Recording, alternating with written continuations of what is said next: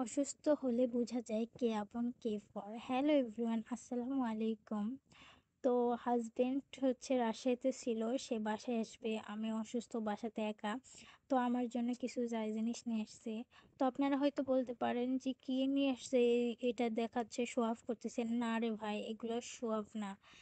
Show off করার হলে অনেক কিছুই করা যায়। আমার হাজবেন্ড আরও অনেক কিছু নিয়ে আসছে, সেগুলোতে ভিডিওতে ধরিনি। তো এইটুকু হচ্ছে, সেই দিন বসেছিলাম যে ভিডিও করব, সেজন্য করছি, ভালো লাগছে তাই। তো সবাই আমার জন্য দোয়া করবেন, যেহেতু আমি অসুস্থ, এই জন্য ভিডিও দিতে পারতেছি না। আর শ্বশুর বাড়িতে আছি, সেইভাবে কোথাও যাওয়া হচ্ছে না, ভিডিও করা হচ্ছে না।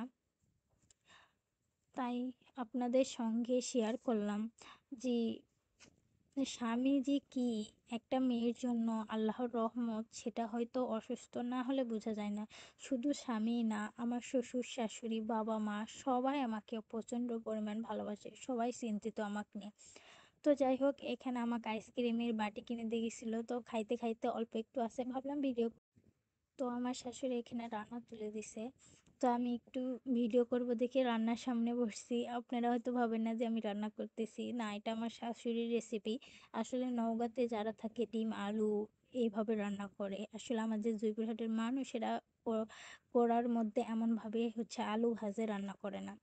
তো যাই হোক, এখানে একটু ভিডিও করার পর বাহিরে অনেক বৃষ্টি পড়তেছিল। তো নওগাঁর এলাকার ভিতরে যেহেতু শ্বশুর বাড়ি মাটির বাড়ি, তো দেখে তো বুঝতেই পারছেন।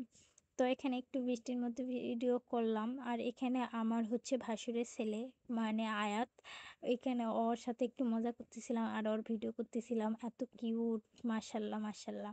তো এখানে বরাব্বু অনেকগুলো ঝাল তুলছে, আর ঝালের যে দাম, সে আমি ভাবলাম যে সব কিছু ভিডিও করে একটু আপনাদের সঙ্গে শেয়ার করি, তাই।